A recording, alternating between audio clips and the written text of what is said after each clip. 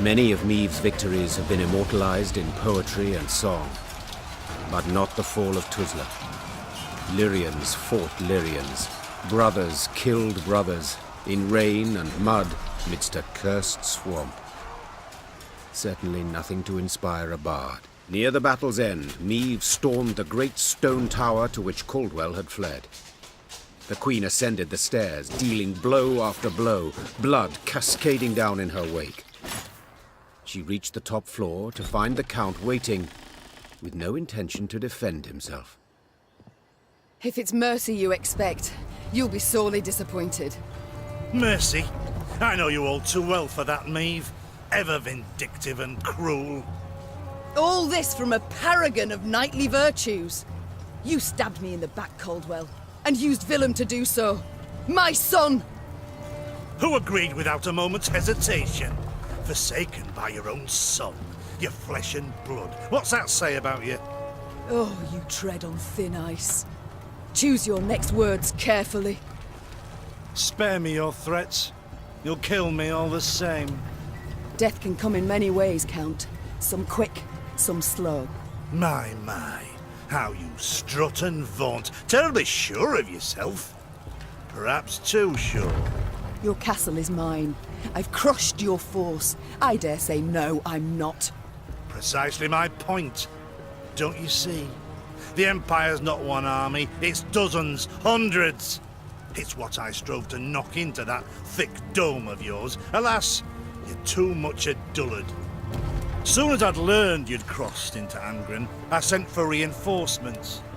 They'll be here soon. 3 regiments, armed to the teeth.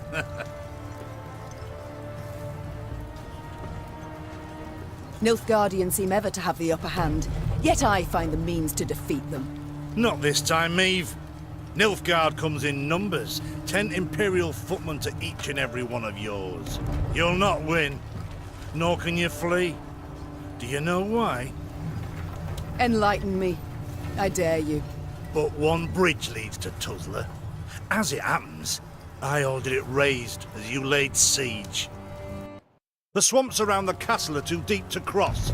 Try to rebuild the bridge, the Imperial troops will arrive before you can finish. Your men they'll slay as you watch, and then they'll wring your neck. I wouldn't be so pleased were I you.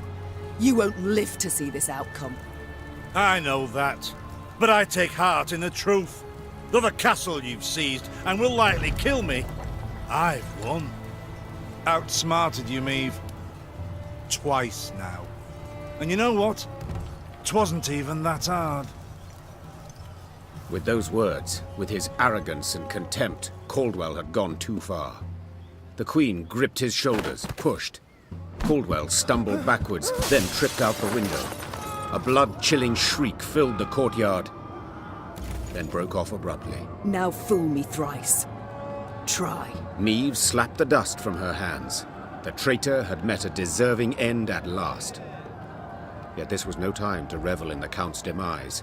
If Caldwell had spoken the truth, the Queen and her army were in grave danger. Maeve's scouts quickly confirmed the traitor's claim. The bridge was indeed in flames, and Nilfgaardian regiments were advancing from the south. Now to confirm if there was truly no other route by which they could flee, the Queen ordered her men to ask the local peasants. One of their number, a stable hand who'd lived near Tuzla all his life, claimed a secret path led out the back of the stronghold. King Ragbard himself ordered it built. Had him drop great stones into its swamp, one after another, like beads on a string. Bitter water covers them, so you can't see nowt at start. Can make 'em out if you go proper slow, though. What is it? The stones, they lead to Ysgith. And there, my lady, lurks an evil worse nor any black-clad army. What? A beast of some sort? Some say beast, others god.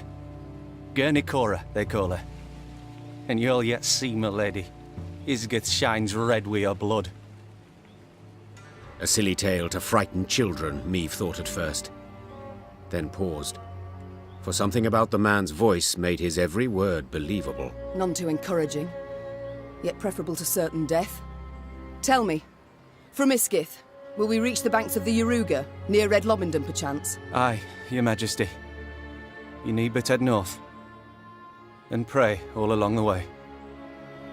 Soon, Meve stood where the stable hand had said she should, at the edge of a vast marsh.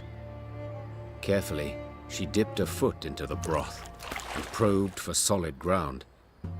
Sure enough, she found stone. One cautious step, then another. Meve slowly strode off towards Ysgith.